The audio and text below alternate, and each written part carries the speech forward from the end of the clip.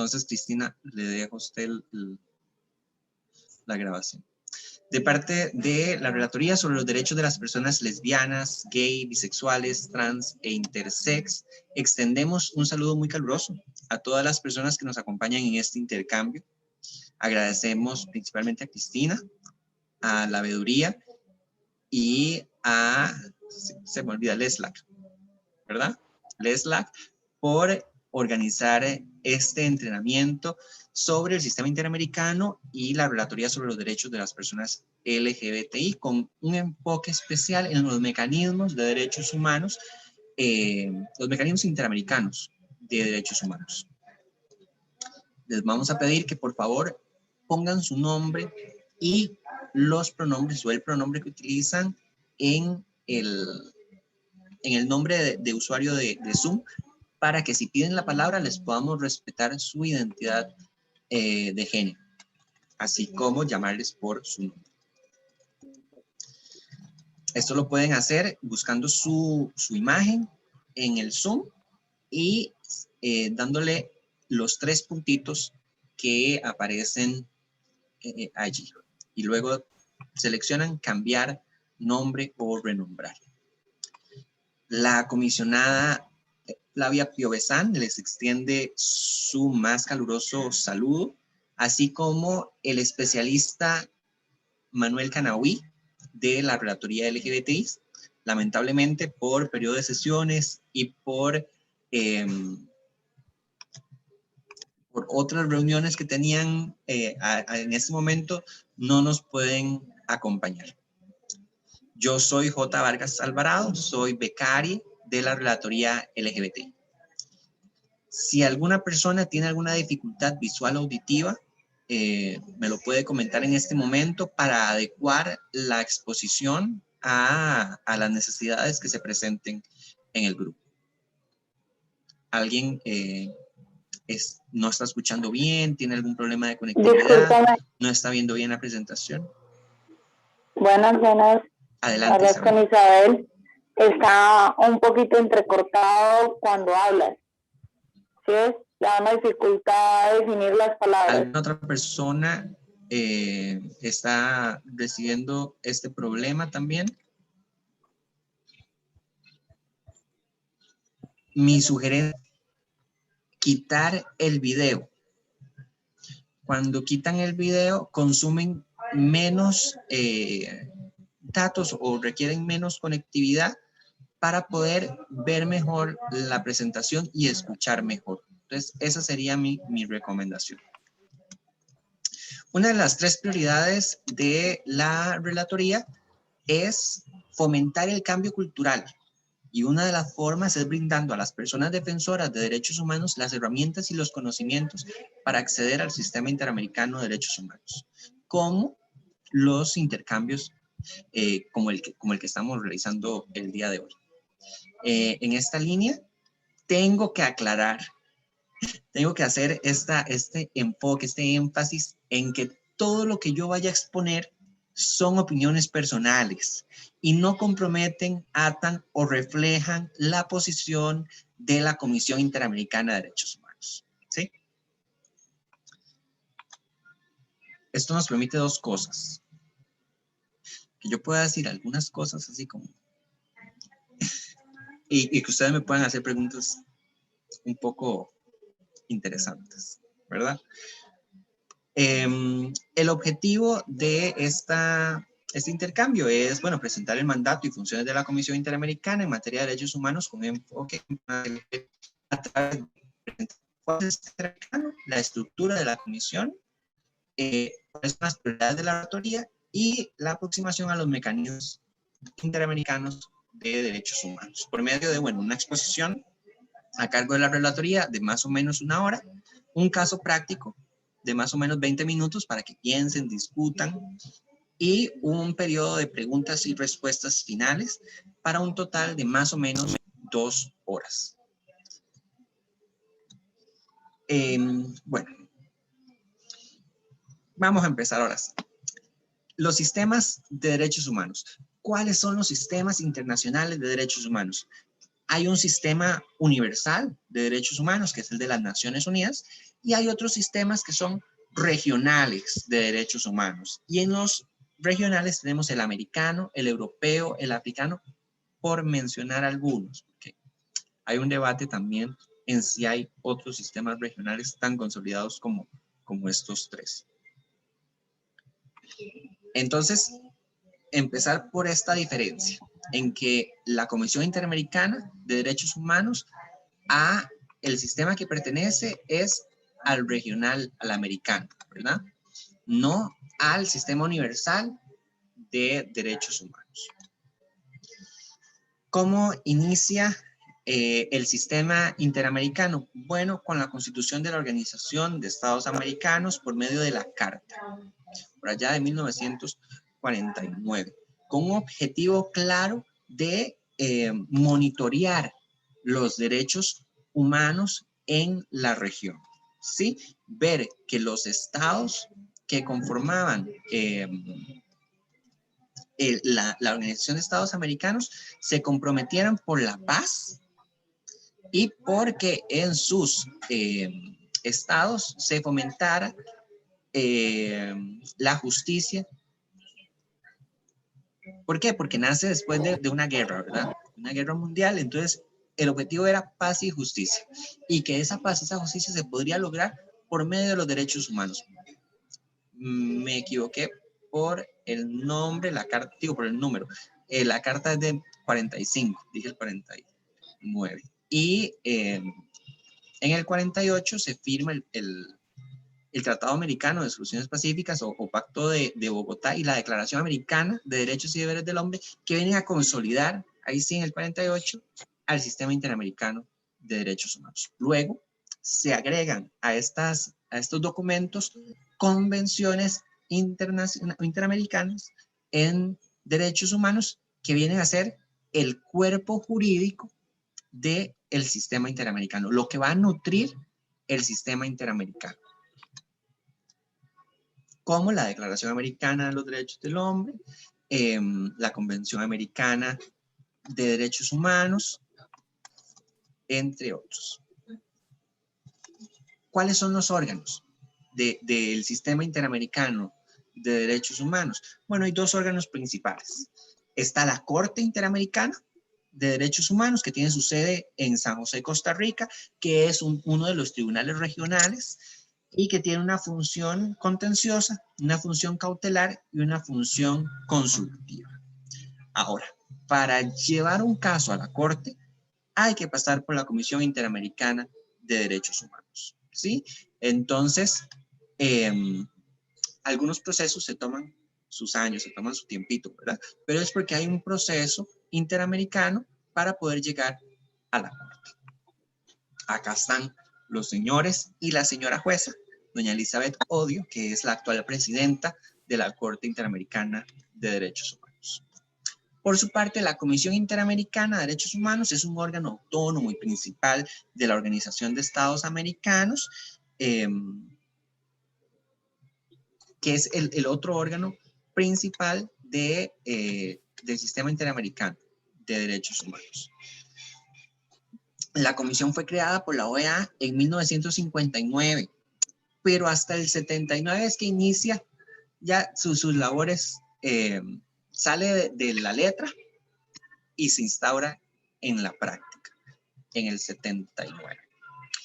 Las 7 personas que integran la comisión actualmente es la presidenta Antonia Urrejola Noguera, la primera vicepresidenta Yurisa Mantilla Falcón, la segunda vicepresidenta la señora Flavia Piovesan, que también es relatora de los derechos humanos de las personas LGBTI, el señor Joel Hernández, el señor Edgar Estuardo Ralón, la señora Esmeralda Rosemena y la señora comisionada Margaret May McCollum.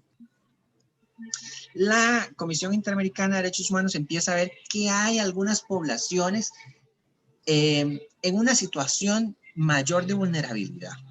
Hay poblaciones a las que se les violentan y se les vulneran más sus derechos humanos que a otras. Entonces empieza a crear relatorías especializadas para monitorear específicamente esas poblaciones que están en esa situación, muchas veces una situación histórica de discriminación y de violencia. ¿Cuáles relatorías ustedes pueden ver en la imagen que está en la presentación? Bueno, en las imágenes que están en la presentación. ¿O cuáles poblaciones ustedes podrían identificar? Abran el micrófono y díganme, o coméntenlo en el chat. Pueblos indígenas. Comunidades indígenas. Indígenas, muy bien. Mujeres, niños. Mujeres, niñez, muy bien. Pero aquí hay que mencionar características, o sea, es decir, no es solo el grupo, sino que ese grupo tiene características. Por ejemplo, niñez, pero en este caso veo una imagen que está muy enfocada a los niños afro, por ejemplo, que puede ser un valor, un atributo adicional. O en la siguiente que está al lado de los niños puede ser mujeres mestizas, caucásicas o indígenas, rescatando, no sé, la cultura tradicional, por ejemplo, ¿no? Diga, porque es que el tema es, yo pienso que las relatorías las hacen no solo a las temáticas, sino también a las características endémicas del grupo en particular. Bueno, el comentario que está haciendo Freddy es muy importante por dos cosas. Primero, porque no me cabían tantas imágenes para poder poner todas las poblaciones de las relatorías. Y segundo, porque la comisión siempre tiene una perspectiva interseccional. Y entonces, cuando la comisión va a hablar de mujeres, no solo va a hablar de mujeres, va a hablar de mujeres niñas, mujeres adolescentes, va a hablar de mujeres adultas mayores, va a hablar de mujeres afro, va a hablar de mujeres indígenas, va a hablar de mujeres privadas de libertad, va a hablar de mujeres trans. ¿Ve? Entonces, si bien hay una relatoría de mujeres, hay una relatoría de personas afro, hay una relatoría de niñez, hay una relatoría de personas migrantes, hay una relatoría de pueblos indígenas. Cuando la relatoría de mujeres habla de mujeres, toma en cuenta todas estas mujeres que también están en las otras relatorías o en las otras poblaciones que están en una situación de vulnerabilidad. También está personas con discapacidad, muy bien. Excelente, Catherine, que hay una imagen que se refiere a personas privadas de libertad. No hay una relatoría de juventud, pero se incluye en niñez. Niñez ve niñas y adolescentes. Excelentes todos los comentarios. Muy bien. Bueno, y entonces, ¿y la relatoría LGBTI? ¿Verdad? ¿Cuándo nace? ¿Cuándo se crea? Nace primero como una unidad. No nace como una relatoría, sino como una unidad. Apenas ahí en noviembre del 2011 se crea esa unidad LGBTI, y hasta el febrero de 2014 es que se transforma esta unidad especializada en la relatoría de personas LGBTI. Y desde ese momento, en el 2014, la relatoría empieza a tener 3 prioridades muy importantes. Prioridad número 1, garantizar o fomentar el derecho a una vida libre de violencia y el deber de todos los estados de prevenir, investigar, sancionar y reparar todos los actos de violencia y discriminación. Una segunda prioridad que es fomentar este principio que es una norma perenne, es decir, que ya está adentrado en el cuerpo jurídico del sistema interamericano, es parte de sus venas, es parte de su columna vertebral, que es el principio de igualdad y no discriminación enfocado a personas LGBTI. Entonces, para la Comisión y para el sistema interamericano, este principio de igualdad y no discriminación, que está contenido en la Declaración Americana, que está contenido en la Convención Americana, incluye orientación sexual, identidad y expresión de género y diversidad corporal. Asimismo, fomentar el cambio cultural y rechazar la violencia mediante cooperación técnica, seminarios, webinars, entre otros. ¿Cuál es el mandato? ¿Verdad? Porque la comisión y la relatoría tienen que ejercer todo su trabajo mediante su mandato y su función. El mandato principal es promover la observancia y defensa de los derechos humanos en las Américas. Para ello, entonces, tiene dos funciones. Una de promoción y monitoreo y otra de protección. Vamos a ir una por una. El mandato de promoción y monitoreo. Entonces, ¿en qué piensan ahí cuando hablamos de promoción y monitoreo? Bueno, la comisión, y en especial la relatoría LGBTI, emite informes temáticos. Entonces, hasta la fecha tenemos 3 informes temáticos sobre personas LGBTI. Uno del 2015 de violencia, que recaba todo este sistema histórico de violencia hacia las personas LGBTI en todas las Américas. Un segundo informe en 2019 que ve el reconocimiento de los derechos de las personas LGBTI, analiza cuáles son los avances, analiza cuáles son los desafíos en esta materia. Y un tercer informe que es el primero, que versa solo sobre personas trans y de género diverso y sus derechos económicos, sociales, culturales y ambientales. Actualmente, la relatoría se encuentra en la revisión y terminar los últimos detallitos para el siguiente informe, que va a ser sobre cultura y educación.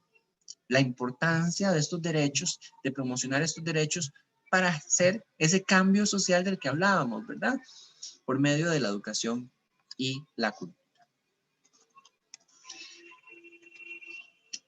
En estos informes, entre otras cosas, porque este entrenamiento no está enfocado en cuáles son los estándares interamericanos en materia de derechos humanos LGBTI, sino en los mecanismos. Entonces, solo quiero recoger cuáles son los desafíos que persisten en la región, ¿verdad? Sigue existiendo violencia, y es una violencia que la Comisión ha observado con mucha preocupación, porque es una violencia que muchas veces está agravada, ¿sí? No es lo mismo las noticias que podemos monitorear sobre una mujer cis que fue asesinada a una mujer trans que fue asesinada hace poco porque la ataron a un caballo y tiraron el caballo a un guindo para que ella falleciera, ¿verdad? Para asesinarla. Es una violencia que podríamos decir, sí, agravada, terrible, ¿no? Hacia las personas LGBTI. Eso, muy bien. Siguen existiendo leyes. ¿Alguien pidió el uso de la palabra? A mí me pueden interrumpir en cualquier momento. Hola, una pregunta. No hay ningún problema. Hola, ¿cómo Sí. estás? Y una pregunta. Por ejemplo, hay una característica muy importante y es en los centros de reclusión, especialmente hacia las mujeres trans, porque toman como que la situación de ellas como una cuestión de cirugías plásticas, como una cuestión de vanidad, como sí, y no se les hace un procedimiento médico adecuado. En ese caso también estarían tenidos en cuenta en lo que nos estás explicando. Sí, la Comisión Interamericana desde el 2015, desde su informe de 2015, hizo un análisis de las personas LGBTI privadas de libertad. Y cuando hizo mención de las mujeres trans, la Comisión recomendó desde el 2015 que si están en un centro penal de hombres, el Estado tiene el deber de garantizar su integridad física, su vida y su dignidad. Pero que lo mejor sería que las personas trans decidieran, ¿verdad? O que se le consulte. Las palabras de la comisión es que se le consulte primero a las personas trans a cuál centro penitenciario prefieren ir para que se respete su identidad de género. La comisión ha saludado esfuerzos de algunos estados, como ahorita Estados Unidos, que publicó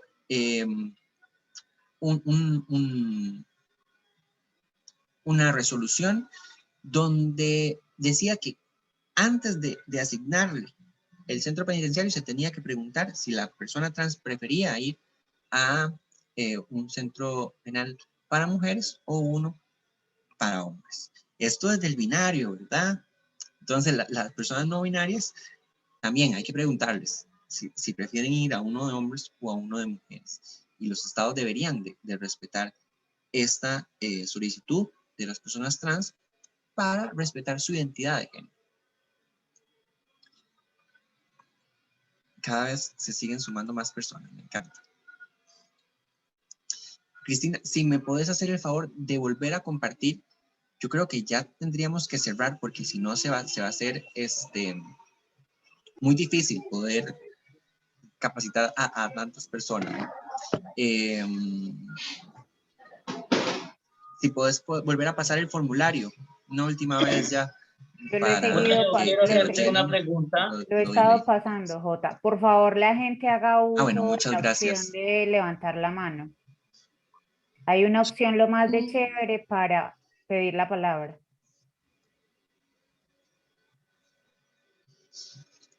Adelante. Fundación, ve. La importancia de poner el nombre es para que yo les pueda decir, fulanita de tal, fulanito de tal. Gracias, Jota. Bueno, para todos y todas, buenas tardes. Mi nombre es Raúl Ríos y estoy en representación de Funda Mejor Vivir. Yo quiero hacer una pregunta porque, pues, si bien es cierto, dentro del panel que estoy viendo en pantalla, de los desafíos de la CIDH, habla de la violencia, las leyes que discriminan, sectores antiderechos y campañas de desinformación. Si bien es cierto, me voy a enfrascar es como en el tema de las leyes que criminalizan. Yo quiero hacer una pregunta. Voy a aterrizarlo en el tema de Colombia, ¿no? En las necesidades y la realidad que se vive aquí en el país. Por ejemplo, en el año 2018 la Corte Constitucional derogó el artículo 369 del Código Penal, que es por el texto que sí estaba criminalizador, enfocado hacia las personas LGBT en el tema de la transmisión del VIH. No soy conservador, soy una persona gay abiertamente, vivo con VIH y todo lo demás públicamente, pero sí me preocupan, por ejemplo, cómo podemos llegar a poder judicializar esas personas que realmente sí se dedican a transmitir y a llevar a la transformación de una vida con desafíos enormes que es el VIH y exponiéndolas, por ejemplo, a falta de seguridad social y garantías en atención en salud. Por ejemplo, a mí desde la Fundación me preocupa que queremos como invisibilizar esa realidad y buscar,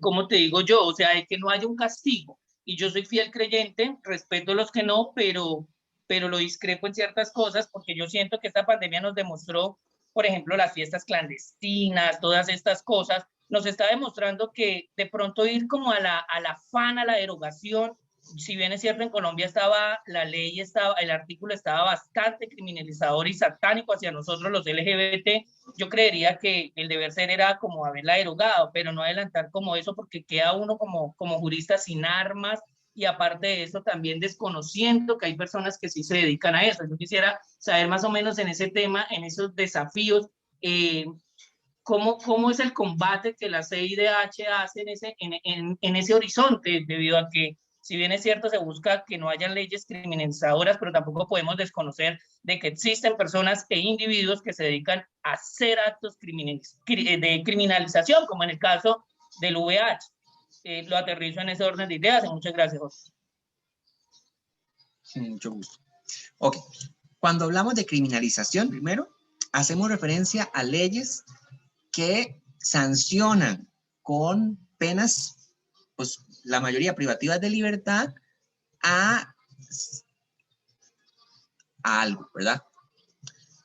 La criminalización estamos hablando de cuando hay leyes, normas de los estados que sancionan a algunas personas, alguna actividad con penas privativas de libertad, ¿sí? La comisión lo que ha identificado precisamente en la criminalización es que hay leyes que criminalizan las relaciones sexuales consensuales entre personas adultas del mismo sexo que las realizan en privado, ¿sí? principalmente en los estados del Caribe. Entonces, el estudio de las leyes que criminalizan se ha enfocado en eso, en que hay estados de nuestra región americana en que las personas gays, lesbianas, bisexuales no pueden ejercer sus derechos sexuales porque son criminalizados por su estado, por su orientación sexual o también por su identidad y expresión de género, porque hay otras leyes que criminalizan cuando una persona se viste o utiliza prendas de el sexo contrario, ¿verdad? Y estamos hablando desde el binario y desde el sexo que fue asignado al nacer. Yo les estoy nada más citando lo que dicen esas leyes.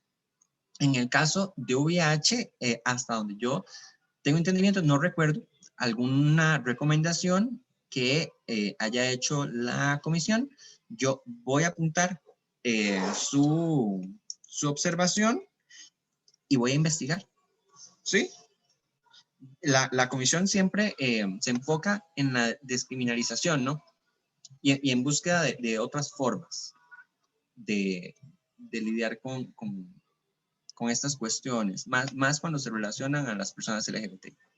Cuando hablamos de sectores antiderechos y campañas de desinformación, la comisión ha identificado que ha aumentado estas campañas de desinformación, ha aumentado sectores antiderechos que han impulsado leyes, normas que son un retroceso en materia de derechos humanos o que vienen a menoscabar los derechos de las personas LGBT.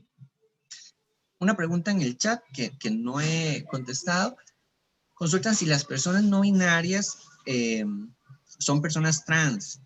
Ok, desde el punto de vista de la Comisión Interamericana, según el informe trans y de género diverso, esta pregunta hay que hacérsela a las poblaciones, ¿sí? La comisión siempre ha buscado ser muy respetuosa de las identidades, de todas las identidades de las poblaciones. Y entonces, por favor,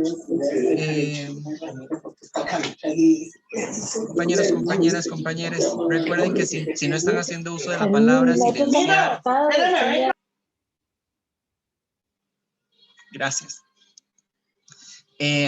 Entonces, por ejemplo, con los pueblos indígenas, la comisión ha sido muy respetuosa de que los pueblos indígenas se identifiquen, se definan a sí mismos. Con las personas no binarias también. La Comisión Interamericana ha identificado que existen personas no binarias que se identifican como trans, a como hay personas no binarias que no se identifican como trans. Jurídicamente hablando, desde el punto de vista de la opinión consultiva 2417,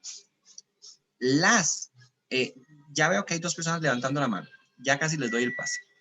Las personas no binarias están incluidas dentro de la definición de personas trans, por lo que, jurídicamente hablando, desde el punto de vista del Sistema Interamericano de Derechos Humanos, todos los derechos que se le han reconocido a las personas trans son derechos que también tienen las personas no binarias.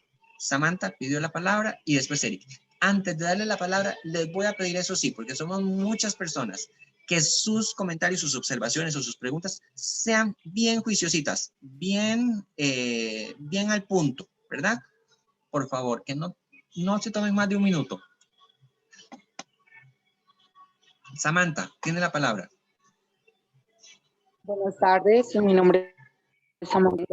Como mujer trans, para mí es muy importante, digámoslo, el principio de lo que mencionaste, frente a que el Estado está obligado a cubrir no solo las necesidades, sino a reparar realmente cuando hay casos de discriminación. Pero yo quisiera saber cuál es, digámoslo, el acompañamiento o hasta qué punto puede llegar la Comisión Interamericana de Derechos Humanos en casos de discriminación, de desplazamiento forzado, porque pienso que en estos momentos es una problemática social de las más grandes que hay acá en el país de Colombia, principalmente en el departamento de Antioquia y la ciudad de Medellín, es el desplazamiento forzado intraurbano para las mujeres transgénero. Aparte de eso, que digámoslo, qué tan factible es o qué tanto es el acompañamiento que puede hacer la comisión ante una persona que ya, digamos, lo ha demandado y, digámoslo, se ubica como una lideresa trans, pero a pesar de, digámoslo, de su demanda, lleva 2 años en un lugar de protección donde hasta el día de hoy, digámoslo, sus derechos son invisibles. Entonces, principalmente mi pregunta es hasta dónde, digámoslo, es el acompañamiento o el compromiso que tiene la Corte Interamericana de Derechos Humanos en casos de discriminación, pero principalmente en casos de lesa humanidad como lo hace, digámoslo, la Fiscalía acá en el país de Colombia, donde a las mujeres trans no se les hace un debido proceso, no se les hace un acompañamiento, pero principalmente no se les está reconociendo ante un Estado como víctimas, a pesar de las violencias que se viven, pero principalmente de los transfeminicidios ocurridos, digámoslo, en el país. Muchas gracias por tu pregunta. Eric, adelante, tiene uso de la palabra, Eric.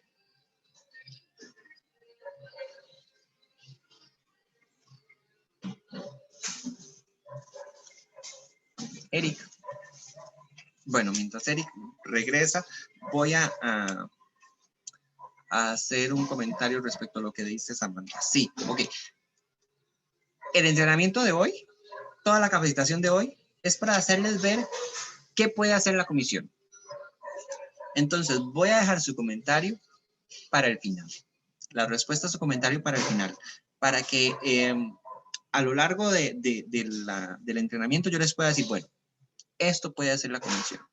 Hasta el momento, lo único que hemos visto que puede hacer la comisión es emitir informes, y los informes tienen estándares y recomendaciones para los estados. Dentro de esos informes está justamente lo que decía Samantha, este deber de reparación.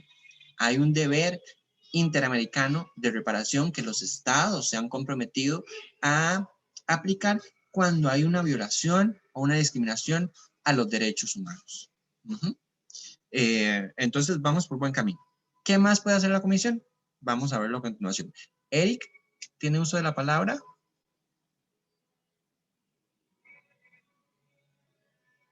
Ok, bueno, si después regresa, levanta la mano. ¿Qué otros mecanismos de derechos humanos puede utilizar sociedad civil, puede utilizar las personas defensoras de derechos humanos o pedirle a la comisión, ¿verdad?, que realice la CIDH para cumplir con el primer mandato? Recuerden, la comisión tiene 2 mandatos, uno de promoción y otro de protección. Apenas estamos en el de promoción. En el mandato de promoción tenemos los informes temáticos, pero también tenemos cartas artículo 41 y artículo 18. Voy a utilizar el ejemplo de Samantha. Si Samantha conoce que hay una situación general, es una situación en todo el país de desplazamiento forzado, que la Comisión Interamericana se ha referido a los derechos de las personas en situación de desplazamiento forzado. Ninguna persona debería salir de su país o ser obligada a salir de su país por peligro a su integridad física, por peligro a su vida, ¿verdad? Entonces, si Samantha sabe, Samantha puede hablar con la relatoría LGBTI, que al final les voy a dejar los correos de la relatoría, y decirnos, yo creo que la vía ideal es pedir una carta artículo 41 o artículo 18. ¿De qué depende si es artículo 41 o artículo 18? Artículo 41 son aquellos estados que han ratificado la Convención Americana de Derechos Humanos. Tenemos estados como los Estados Unidos, Canadá, que no han ratificado la Convención Americana. Entonces, a esos estados hay que aplicarles el artículo 18, que es del Estatuto Orgánico de la Comisión Interamericana. Entonces, como son miembros parte de la Organización de Estados Americanos, igualmente, la comisión puede enviarles una carta artículo 18. ¿Cuál es el fin de estas cartas? Bueno, estas cartas son muy políticas, ¿verdad? Muy diplomáticas, y la comisión con mucho respeto les pregunta a los estados sobre alguna situación. Y entonces, Estado, hemos recibido información preocupante de sociedad civil sobre un gran número de mujeres trans que se han visto obligadas a realizar desplazamiento forzado. ¿Qué procedimientos, qué medidas ha tomado usted, señor Estado, para esta situación en particular? Y entonces el Estado va a responder, hemos hecho esto. ¿Mm? Con esa respuesta, la comisión tiene dos cosas. Bueno, una es que el Estado sabe que la comisión está pendiente de lo que está haciendo en ese tema. Y muchas veces los estados toman, al tomar conciencia, empiezan a implementar políticas públicas para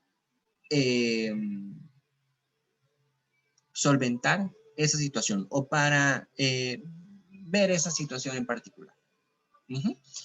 Por ejemplo, la Comisión Interamericana lanzó un comunicado de prensa, porque muchas veces después de la carta, la comisión puede hacer un comunicado de prensa.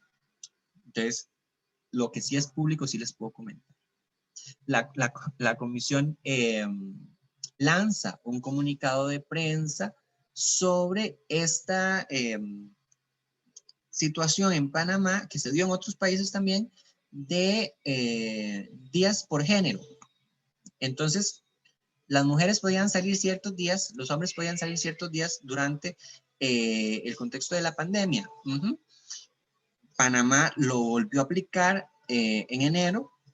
La comisión sacó un comunicado de prensa diciéndole, Panamá, hay que respetar a los derechos de las personas trans. Y entonces, si va a hacer eso, de sacar restricción por género, entonces tiene que ser protocolos para garantizarle sus derechos a las personas trans. Y entonces que se les respete a las mujeres trans salir el día de mujeres y a los hombres trans salir el día de hombres y que no les nieguen en los centros sus medicamentos, sus alimentos, etc.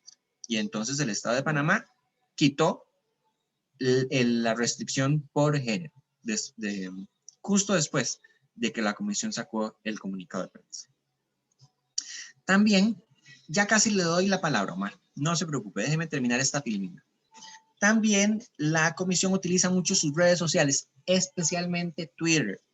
En Twitter, la comisión constantemente está saludando buenas prácticas o tomando nota de actos de violencia, tomando nota de actos de discriminación, tomando nota de leyes que pueden ser un retroceso en materias de derechos humanos, y entonces los estados están muy pendientes.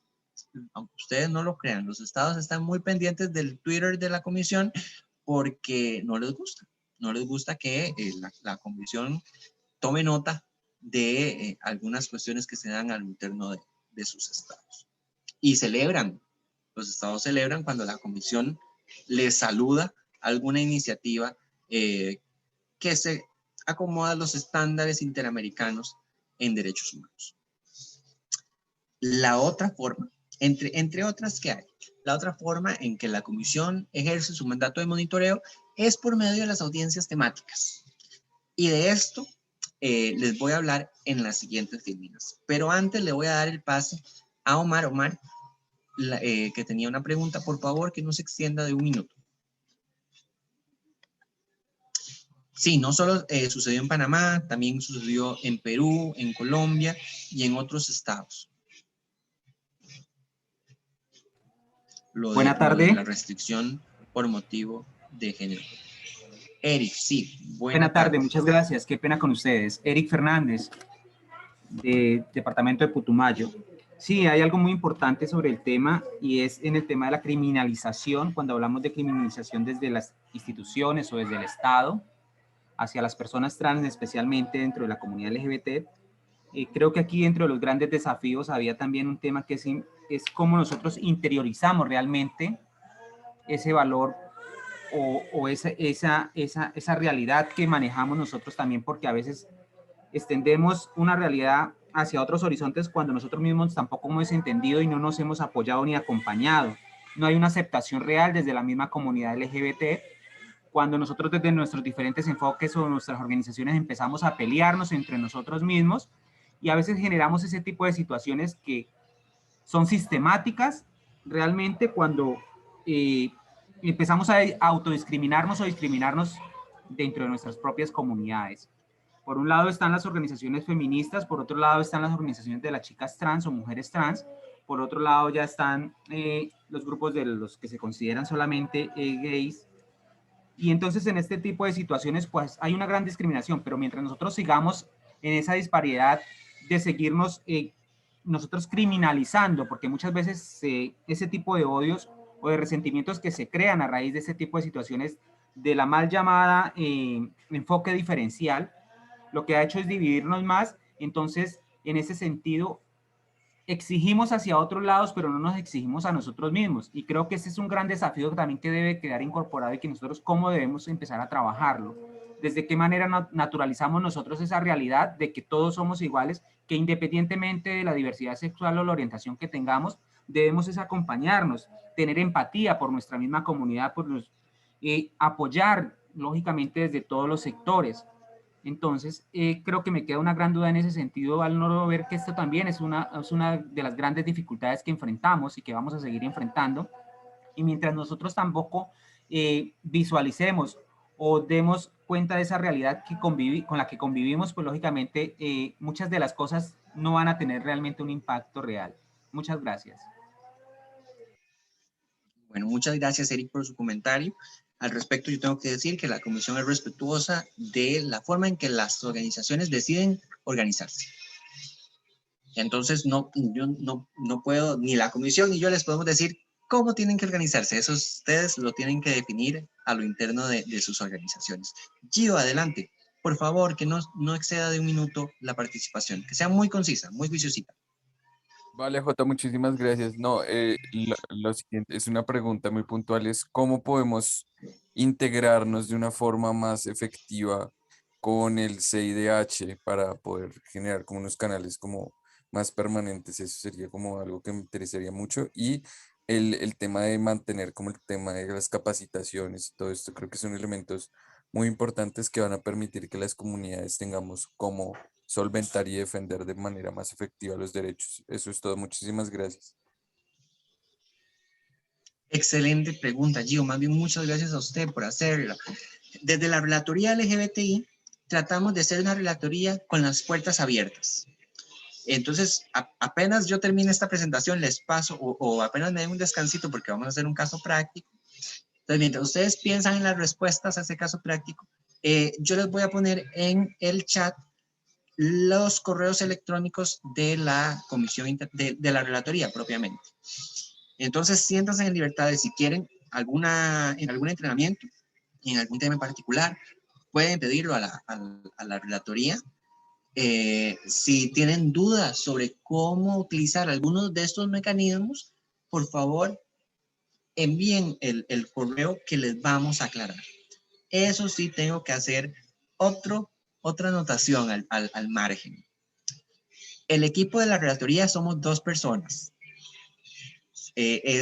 Bueno, está la comisionada, somos 3, digamos, somos 3 personas. Está la comisionada, Flavia Piovesan, está el especialista en derechos humanos, Manuel Canahui, y estoy yo, la persona becaria. Hay momentos en los que solo son 2 personas porque no hay una persona becaria en la relatoría. Entonces, van a haber periodos de tiempo en que solo es la comisionada Piovesan y Manuel Canahui, el experto especialista, atendiendo a todas las organizaciones de todos los 35 estados de las Américas y atendiendo los deberes de la comisión. Entonces sí les voy a pedir alguna paciencia cuando nos envíen algún correo, que les vamos a atender y les vamos a contestar lo más rápido que podamos.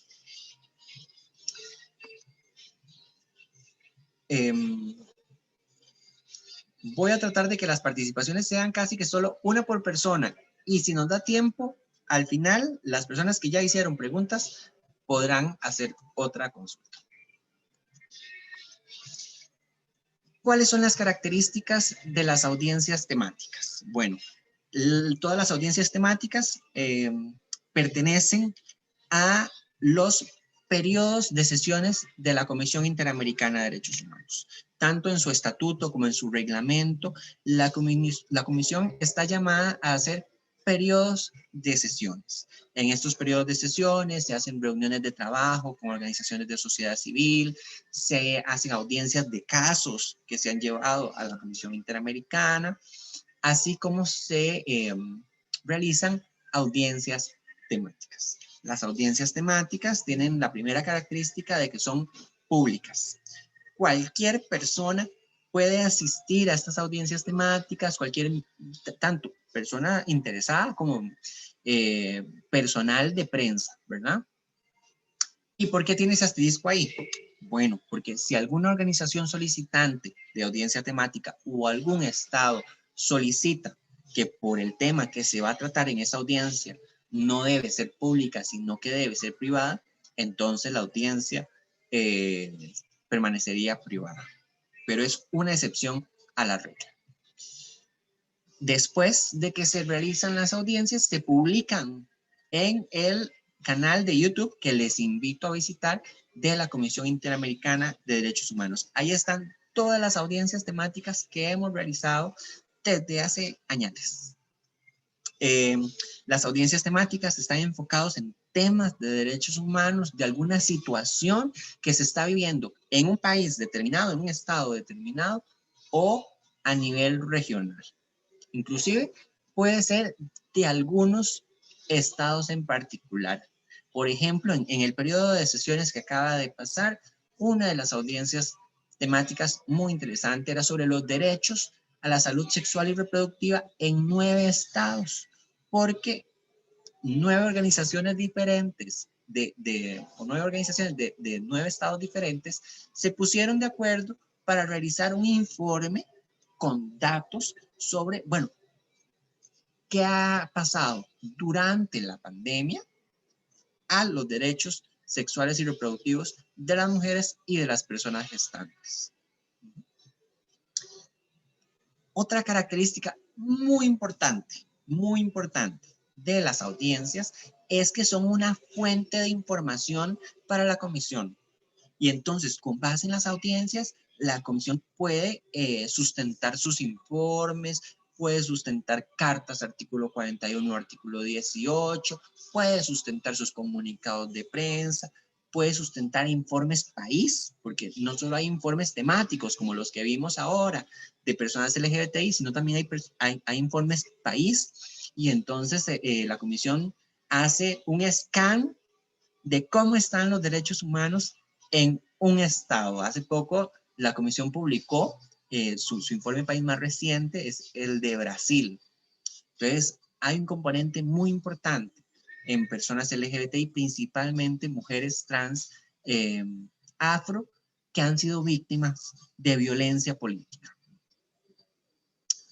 Generalmente, las audiencias temáticas se realizan ya sea en la sede de Washington, que es la sede de la Comisión Interamericana, o en alguno de los estados miembros. Y entonces eso es muy importante porque la comisión trata de hacer un periodo de sesiones en Caribe, un periodo de sesiones en América del Sur, un periodo de sesiones en América Central, un periodo de sesiones en América del Norte, e ir circulando para que todas las personas puedan tener acceso a las audiencias temáticas.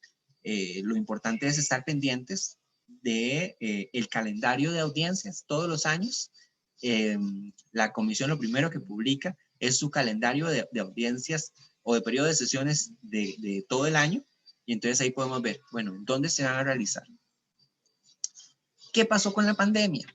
¿Verdad? Que ya estamos muy acostumbrados a hablar de la pandemia. Bueno, la pandemia trajo una cuestión muy positiva, que es la virtualidad.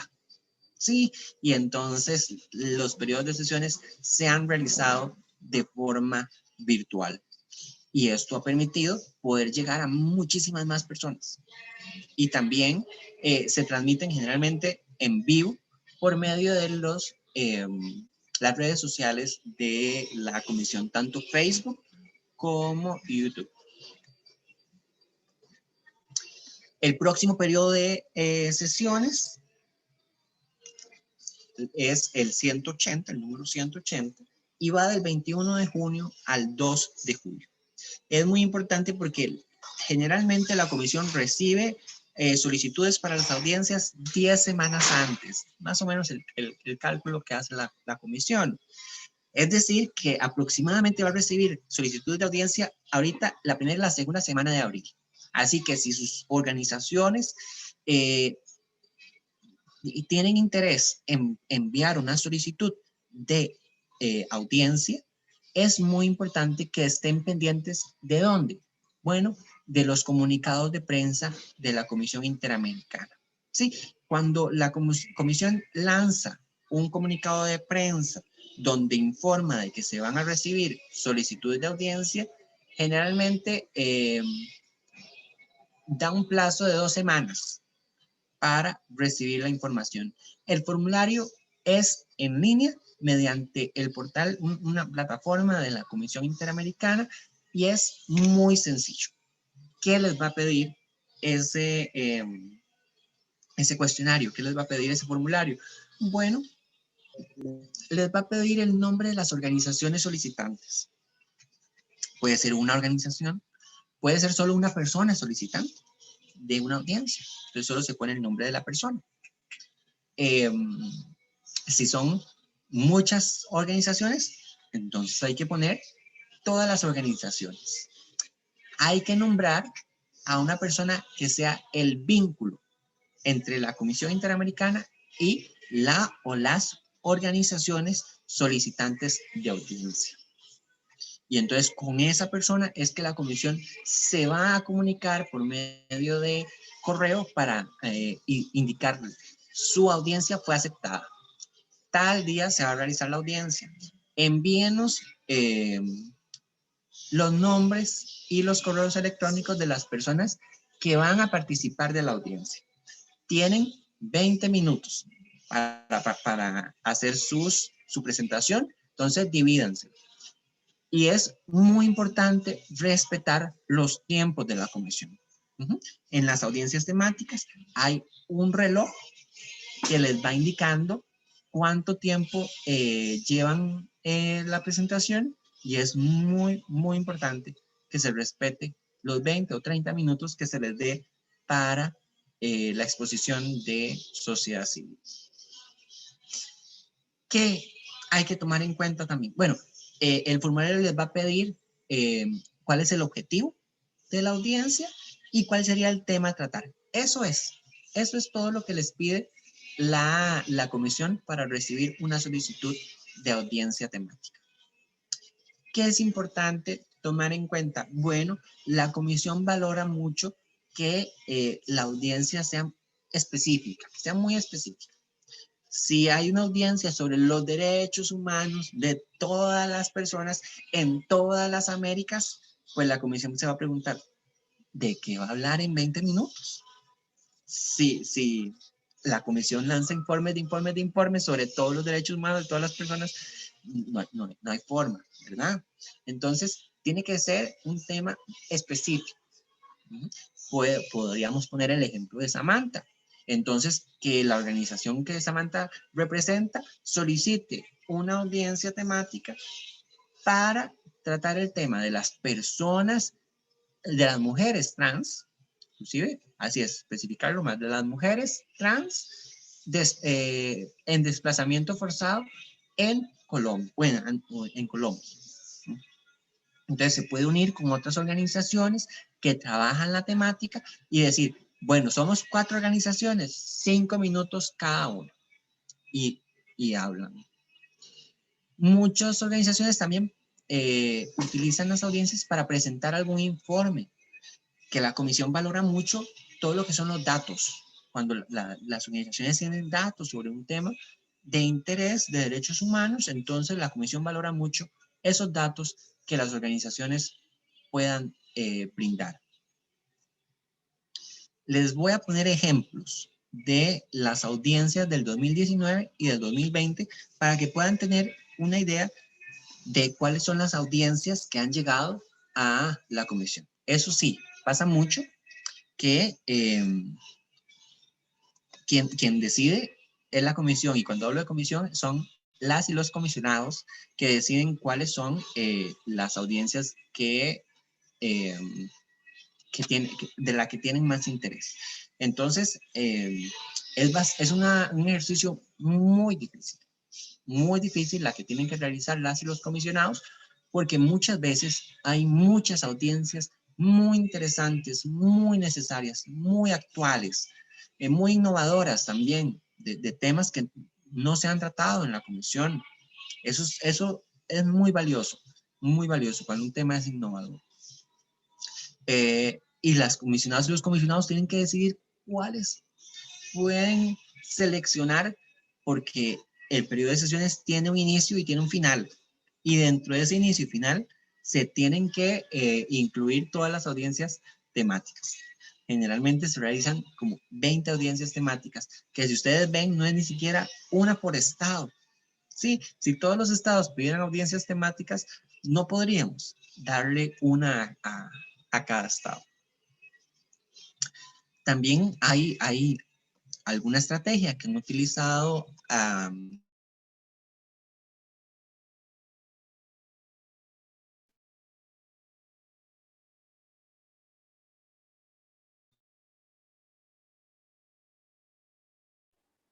Hola, parece que se congeló la imagen. Sí, pensé que era yo, pero a mí también me pasó lo mismo. Se congeló. Creo que se le cayó el internet.